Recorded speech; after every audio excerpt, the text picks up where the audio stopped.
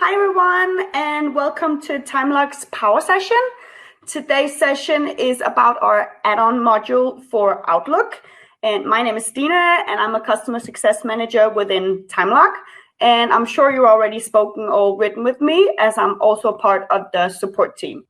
So the first thing I would like to tell you about the benefits of the add-on module for Outlook, that this is a great tool for you if you, for an example, plan a lot in your calendar.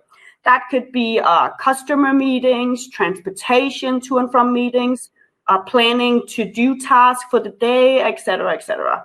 So with the add-on module, you can then easily register directly on the appointment in Outlook, and it will then synchronize to TimeLog on the day of the appointment. So let me show you. Just going to share my screen. And let's start. So what I will show you here in Outlook, in my calendar, this is just my private calendar here. So when you have downloaded the Outlook add-on, you will see the TimeLog icon in the top. You'll see it right here. So let me show you how a simple new calendar appointment works. So let's, for an example, take today. I'm gonna add a new appointment. I know that I should do like a information mail to some customers. I'm just gonna write a comment for myself, and it should take about 1 hour. So what you will see here is that you get the TimeLock view here. This is my TimeLog account. My username, I'm just gonna log in. So now here you'll see that you have to choose this appointment where this should follow in TimeLog. So I'm just gonna choose the customer here. My project, I'll choose this project as I know a task in here. So this is my setup. I see that the date is that's today. That will follow the appointment. The time is set to follow the Outlook duration because of the check mark. I can just change it in here if I want to. And the comment will also follow the Outlook subjects. That will be this comment. But if I want to change it, I can easily just do that. A task is set up for default as not billable, so there's no check mark in invoiceable here. So if I wanted this appointment to be billable, I can just check mark it here. So I'm just going to save this one, and you'll see it right here. So the great thing about the Outlook add-on is that if you use your Outlook for keeping track on your appointments of the day and you plan accordingly, this could be a great tool for you as the add-on synchronize the appointments to time registration within like a quick minute. But be aware that these appointments are personal, which means that even though you have invited another colleague to join, let's say, this meeting or appointment, they will still have to set their own TimeLock registration through the Outlook add-on. So if I wanted to send this appointment to my colleague, then he or she has to set up their own task within that appointment. But let's see how it looks in TimeLock. I'm just gonna log in to my test account here. Oh, let's try again.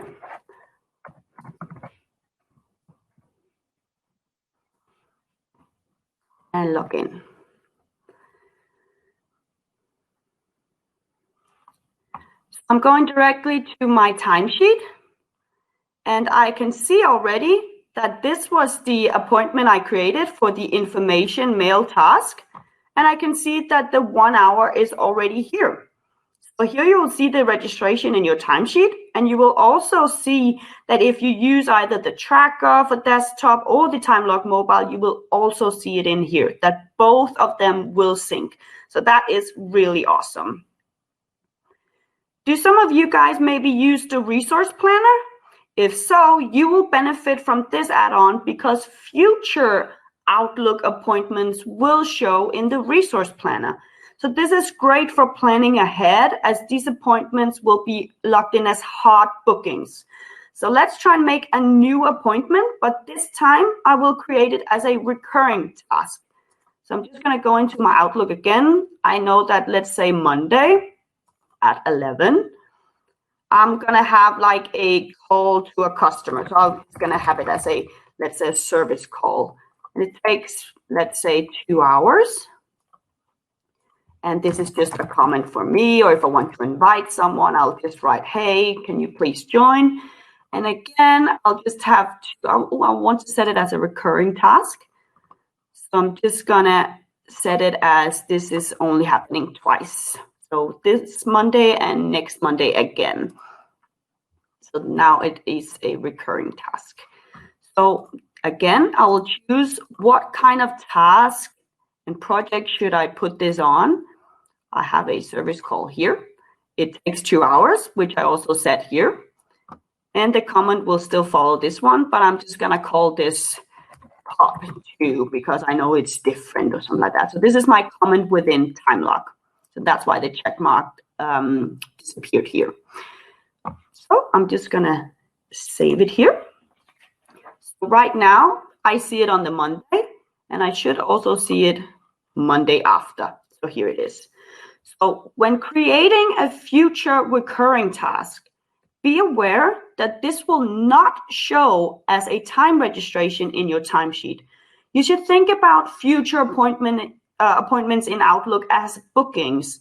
So this means that when the day comes, like on Monday, you will be able to see the first registration, but not on the week after, like not this one, but on Monday, you'll be able to see the first one here.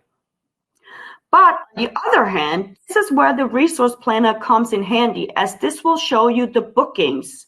So let's try and go into TimeLock again. Just going to update the page and go into the resource planner.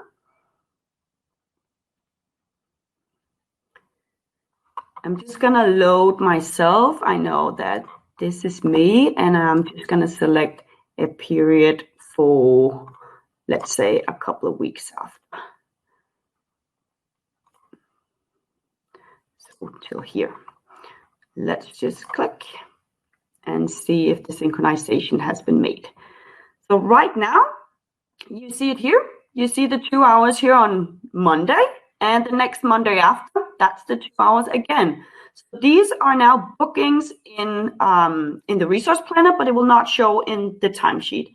So a quick sum up, you should handle your appointments in Outlook as one, like appointments on the day or before, they will become registrations in the timesheet, and future appointments will become bookings. So here you will see it in the resource planner.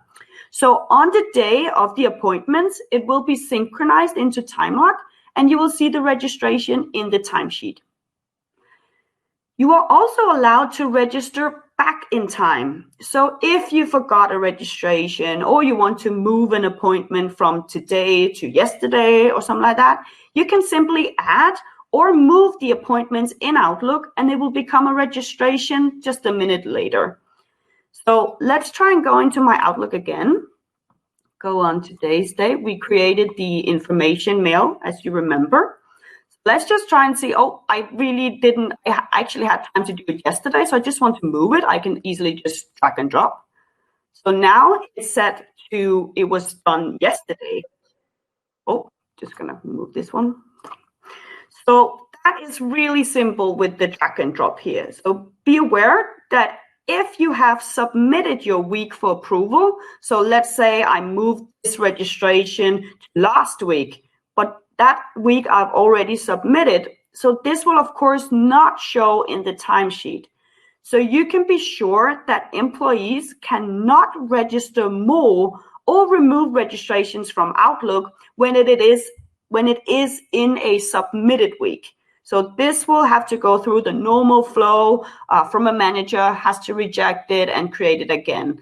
So that is just a safety for you. Now we moved my appointment from Friday to Thursday. So let's look into my timesheet.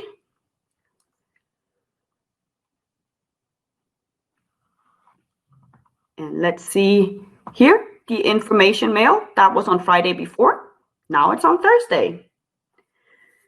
What I can also tell you is that if you want to prolong or shorten an appointment, you simply adjust the length in Outlook and it will automatically save in the web. And that you can easily do in Outlook as well. So if it was longer period, I can just track it here. So it wasn't 1 hour, it was 2, and it will synchronize into TimeLog afterwards. You can also, if like an appointment fell through or you didn't have time for it, you simply delete the appointment in Outlook and it will also delete the registration in the timesheet. So if I just delete this one, registration will also delete in the timesheet. So this was my quick showdown of the Outlook add-on.